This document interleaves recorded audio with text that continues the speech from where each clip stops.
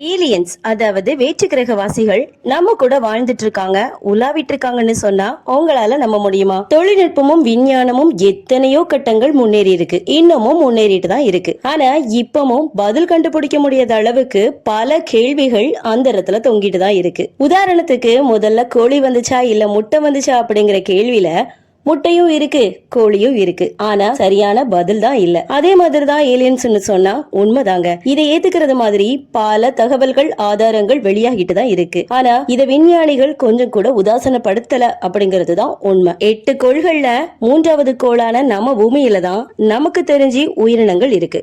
நம்ம கேலக்சி மாதிரி 20,000 கேலக்சிகள் நம்ம பார்வையில இருக்கிறது மாதிரி இன்னமும் இருக்குன்னு சொல்லப்படுது.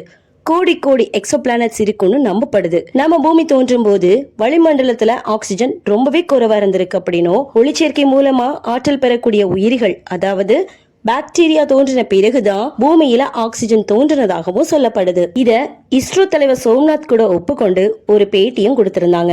அதாவது வேற்று கிரகங்களுக்கு விண்கலங்களை அனுப்பி ஆராய்ச்சி செய்யற அளவுக்கு பூமியில மனிதன் முன்னேறிட்டு இருக்காங்க.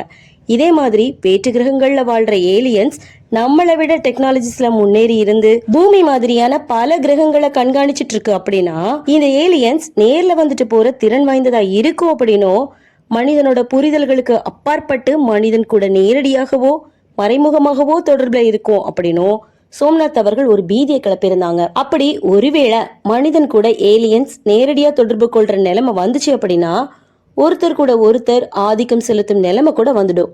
இது ஒரு பேரழிவை கூட ஏற்படுத்தும் அப்படின்னும், இதனால வேற்று கிரகவாசிகளோட சந்திப்பு நிகழாம இருக்கும் வரதான் நமக்கு நல்லது அப்படின்னு கூட சொல்லியிருந்தாரு. இவரோட இந்த பதிவை பத்தி நீங்க என்ன நினைக்கிறீங்கன்னு மறக்காம கமெண்ட்ஸ்ல சொல்லுங்க. இந்த பதிவு உங்களுக்கு பிடிச்சிருந்தனா லைக் பண்ணுங்க, கமெண்ட் பண்ணுங்க. இதே மாதிரியான பல பயனுள்ள தகவல்களுக்கு மறக்காம சேனலை சப்ஸ்கிரைப் பண்ணிக்கோங்க.